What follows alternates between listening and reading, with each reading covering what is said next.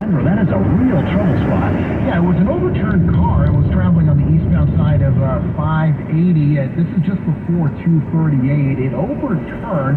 There may have been a few other cars involved. It looks like a second car was involved. All lanes are still blocked right now on eastbound 580 before 238, and that is causing a delay from just before Fairmount Drive. So if you can, maybe take 880 to 238 to get into Castro Valley.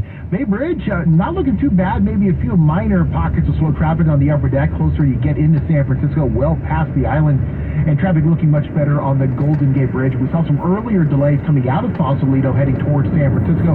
That is no longer the case. Of course, if you do spot a problem, the number to call our KCBS Cordell and Cordell phone force line is 415-391 KCBS. Your next update, 728 on the traffic leader, KCBS. We have your 7-day, 6-day forecast with the Mancini SeaWorld 6-day forecast. Visit Mancini SeaWorld for cooling mattresses and much more. Mancini.com. Well, this day definitely stands out from all of the others in a good way if you like it cool. Low 80s, that's it. That's all you've done for the inland valleys of the East Bay. You were 100 degrees not that long ago. We're looking at numbers around 60 in the city. San Jose, low 80s. Santa Rosa, you're about 90 today. Everybody gets a significant warm-up tomorrow. Monday, Tuesday, and Wednesday, there's an excessive heat warning for inland East Bay valleys. And it's a heat advisory if you're in the North Bay or in the Santa Clara Valley. Listen to some of the numbers. Concord and Livermore, you're going to be in the low hundreds for the next 3 days. You're low 80s today, low hundreds as fast as tomorrow, and then you're going to sit there for 3 days, unfortunately. San Jose goes from the low 80s today to the low to mid-90s over the next few days. Santa Rosa goes from 90 today to right around 100 for those 3 days, and the city will be in the mid-70s for much of those 3 days. That kind of gives you an idea of the spread. It's going to get a lot better by the end of this week, and by next weekend, temperatures are all the way back down to where they were pretty much today. For KPIX, I'm meteorologist Aaron Peck, reminding you of the Bay Area's only local primetime newscast at 8 and 9 p.m. on PIX Plus, 44 Cable 12. All right, thank you, Darren. KCBS News Time, 720. CBS News special report. A grassroots fundraising organization claims it's raised nearly $50 million since the launch of Vice President Kamala Harris's presidential campaign. Act Blue says the money has come from mostly small donors, and while reaction from Democratic voters has been mixed, I'm excited for Kamala. I'm sad for Biden. Democratic leaders appear to be on board, and a CBS News count shows at least 26 Senate Democrats and at least 72 House Democrats have endorsed Harris. White House correspondent Weijia Jiang. Clearly, the vice president has shifted gears already. She is embracing the support of her becoming the Democratic nominee for president. Of course, it's not official yet, but, she is already talking as though she is ready to take on this role. Harris still has to win the Democrats' official nomination at next month's convention. San Jose State political scientist Larry Gersten. She better win the first ballot, because if she doesn't win the first ballot, then we got problems. CBS's Margaret Brennan says one issue that could help Harris is her approach to the Gaza war. There had been concern in particular about the president's perceived lack of empathy in terms of the loss of Palestinian life. We've seen in our CBS polling that this extends beyond Arab and Muslim voters. It was very resonant with black voters in particular, and she has been able to have a softer message, a more humanitarian message on that front. CBS News special report. I'm Peter King. Leaders from around the world have begun to react to Joe Biden's announcement that he will not seek re-election this year, endorsing Vice President Kamala Harris in the most unorthodox U.S. presidential campaign in generations. And I imagine that our next guest could probably agree with that. Congresswoman Barbara Lee from Oakland joins us live with her reaction as well. Congresswoman, thank you so much for your time today. Do we have you, Congresswoman? Okay, we will get back to Congresswoman Barbara Lee in just a moment. Earlier, we spoke with Mike Madrid, Republican political consultant and co-founder of the Lincoln Project. You've had a few hours, Mike, to digest this information, and we do have a statement from the Congressman Adam Schiff, who is running for U.S. Senate here in California, as you know. We will bring that to you in a moment, but right now, I just wanted to get your reaction. What's been going through your mind this Sunday? Look, I think the most startling thing was how rapidly Kamala Harris has tied up most of this support. It's very clear that while the president was considering his options, probably with the knowledge of Vice President Harris, she was lining up an operation to, again, attract as much support as she possibly could. convention or a mini primary, as has been discussed, this could all be over, essentially, by this Wednesday, by securing enough delegates and enough structural support within the Democratic Party. Our thanks to Mike Madrid, Republican political consultant, co-founder of the Lincoln Project. Congresswoman Barbara Lee from the East Bay knows Kamala, I imagine, fairly well. We're going to find out more. But first, Congresswoman, thank you so much for your time, and I wanted to get your reaction to today's announcement. Did you have any idea this would be coming down, regardless of the pressure that we've been seeing in the past week? Well, you know, in the world of public service and politics, you expect any. Exactly. No. I'll tell you what, I'm going to put you on hold. We have a tough connection, so yeah, let me put you on. Yeah, it's just cutting in and out, and I want to make sure we do a good service for the audience to hear exactly what you have to say, because it's really important. Let me put you on hold. We will try to reestablish a better connection with Congresswoman Barbara Lee. Our coverage continues in a moment. With the incredibly spacious 3-row Chevy Traverse, you can change Let's just meet at the concert. into Why don't I pick all you guys up on the way? the advanced safety-engineered Chevy Blazer EV lets you turn. Think we should turn back into full steam ahead. And this is affordable without EV. Keep an eye out for the next Charger, kids. Get comfortable, kids. We'll be home in 4 hours. For all kinds of summer adventures, Chevy's got you. Right now, combine offers to get $7,350 total value on a 2024 Silverado 1500 gas custom with a turbo max engine. Trade in an eligible vehicle that's 14% below MSRP. Your Bay Area Chevy dealer today. Must trade in a 22 model vehicle priced at $49,995 MSRP. Not available with special financing.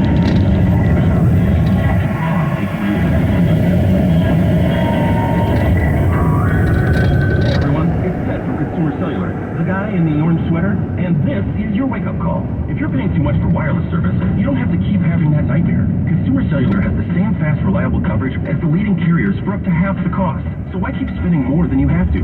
Seriously, wake up and call 1-888-FREEDOM or visit consumercellular.com. Savings based on cost of Consumer Cellular single line 1, 5, and 10 gig data plans with unlimited talk and text compared to lowest cost single line postpaid unlimited talk, text, and data plans offered by T-Mobile and Verizon January 2024. This is it. Shop the Lowe's Closeout event to get up to 70% off select major appliances for your home. Plus, get up to 60% off select patio furniture and accessories for your outdoor spaces. So hurry into your local store today, because these deals are too good to last. Shop them now before they're gone, because Lowe's knows savings. Lowe's knows home improvement. Valid through 8/7 while supplies last. Selection varies by location. Continuing coverage of a big change in the presidential race as President Joe Biden bows out of the race for re-election. You're listening to KCBS, and we are lucky to be on the phone today with Congresswoman Barbara Lee from the East Bay, who is joining us on this busy Sunday. Can you ever imagine in your political career following headlines that you're seeing today? No, this is quite historic. And it's also a day that we have to take stock of what President Biden's decision really means. And it shows his selflessness and how he was determined that he was going to ensure that this country move forward and not elect someone who wants to destroy our democracy and establish a dictatorship. Also, it's a day that we should reflect on what he has done and a day of gratitude for President Biden. While many disagreed with many of the issues or direction he took, I think we can all say that he has made life better for everyone. He was fighting for working men and women, for the LGBTQ plus community, for women's reproductive freedom, for reducing the cost of living. Here he capped insulin at $35. Move Forward has created an unheard of 15 million plus jobs, boldest climate policy ever. And so there are many, many efforts that he mounted, that he led, that we should be grateful for and thank him for. And I really believe that today is that day that people should reflect on that. And even with our disagreements, he was a transformational president. Did you call for his stepping aside too, or did you leave that up to some of your colleagues? Oh, no, I didn't leave it up to anyone. I supported the Biden-Harris ticket, and I supported it and said that unless the president changed his mind and made an announcement to that end, that I was going to be very adamant about fighting to make sure that the Biden-Harris team and ticket won in November. And I know a lot of your colleagues are talking about the legacy of Joe Biden, what he's done, as you just mentioned, but we do have to, I mean, you have 107 days till Election Day. This is remarkable. Obviously, his endorsement of his Vice President, Kamala Harris, is huge for the Bay Area. How so, in your opinion? Yes, well, first, I'm a member of the DNC, and it's up to us to make sure we unify as a party and move forward with her as the nominee. She's a friend. I know she's born in Oakland. I've known her for many years, but beyond that, she's prepared. She's ready. She is a prosecutor, and you have a convicted felon that she's going to be running against. You have someone who's fought for reproductive freedom, who knows what to do to make life better for everyone, and she has helped deliver as part of the Biden-Harris ticket. So we've got to unify quickly, but one thing about Vice President Harris is she can hit the ground running. She's had 3.5 years of experience in the White House, and so moving forward with the convention, and I've been to every convention except one since 1972 when Shirley Chisholm was whose name was in nomination for the presidency. And I was a delegate, and that was my first time registering to vote. So this moment means a heck of a lot for the country and for the world to have a person such as this rise to the occasion. And again, she's ready. And so we just have to move forward and escalate our efforts and mobilize, speak to the voters, talk to voters who may be on the fence about not voting, why we must not elect Donald Trump, and why we must get to the polls and vote. And that's extremely important. Have you spoken to her today? I have spoken with her.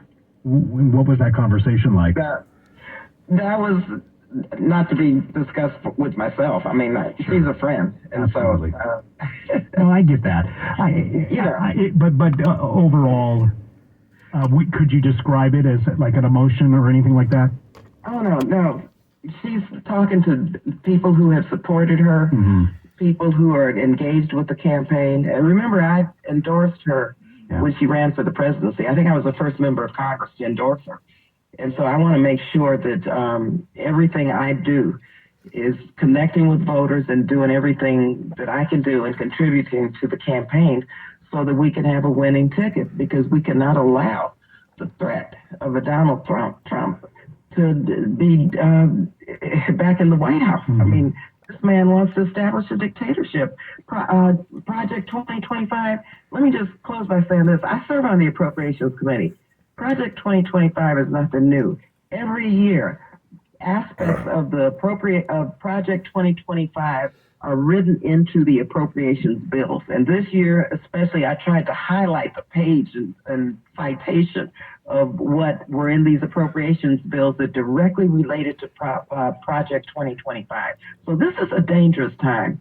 It's an important time that we recognize what the perils are with the Donald Trump presidency. But beyond that, we have somebody who has delivered and who will continue to finish the job of delivering for the American people, because Lord knows we have to continue to fight to reduce the cost of housing. Housing's a big issue. Cost of gasoline, cost of groceries. People are suffering, and she wants to make life better for everyone, just like President Biden. So it's important we energize and organize and make sure that all of our voters get to the polls and vote. I apologize for prying about your conversation, but everybody is wondering, what's going on in her mind at this point. And no. We're putting the campaign together. Yeah, right. It's as if you're building the airplane as it's flying, and so that's what that's what's important to understand. That's happening, and I'm a member of the DNC, so I'm weighing in on a lot of fronts. And people are talking to me, and I'm talking to people and giving advice and direction, and people are giving me input. And so this is a process, in process. Right. How fast do you think we might find out who would be a running mate? That's up to her, just as it was up to President Biden to make his decision, and he put many factors in the decision-making process. I'm certain that she will do the same thing and come up with who she believes would be the best vice president for herself. Okay, we're speaking with Congresswoman Barbara Lee. What happens to the campaign money that Biden has been able to amass? I believe it's transferred over because it's the Biden-Harris campaign. Okay. It has always been, okay? Is there anything that you need to do as a party to kind of fix bruised egos when it comes to the last second shuffling ahead of the election? Oh, I don't think there are egos that need to be fixed. I think, people have their different points of views, and democracy requires debate and discussion, and we are mature people, and people have voters. Voters are smart, and our bottom line is connecting with voters and delivering a message that voters believe and embrace and know that we want to work for the people to continue the progress that has been made, knowing that we have a long way to go. Congressman, thank you so much for your time. Congresswoman Barbara Lee, and please keep in touch, because I know it sounds like there's a lot of moving parts here. Definitely. Especially ahead of the convention, right? Oh, yes. But like I say, I love conventions. I've been to every one except one when I was in lockdown in the California legislature because we did not have a budget passed when Willie Brown was speaker. That's the only one I missed. All right. Hey, Congresswoman Barbara Lee of Oakland, thank you so much for your time. Okay, my pleasure. Yeah, you too. And she's been reacting to the big change in the presidential race, and that is President Joe Biden bowing out of that race for re-election and instead is endorsing Oakland's own Vice President Kamala Harris, and more of the Democratic Party is coming out and endorsing Kamala Harris as their potential nominee. And continuing coverage on KCBS throughout the evening and into tomorrow morning with Margie and Eric on KCBS. And we are going to check your drive with Joe Hoskinson in just a moment. Some hot spots, especially in San Leandro. Finally ready to entertain? Excited?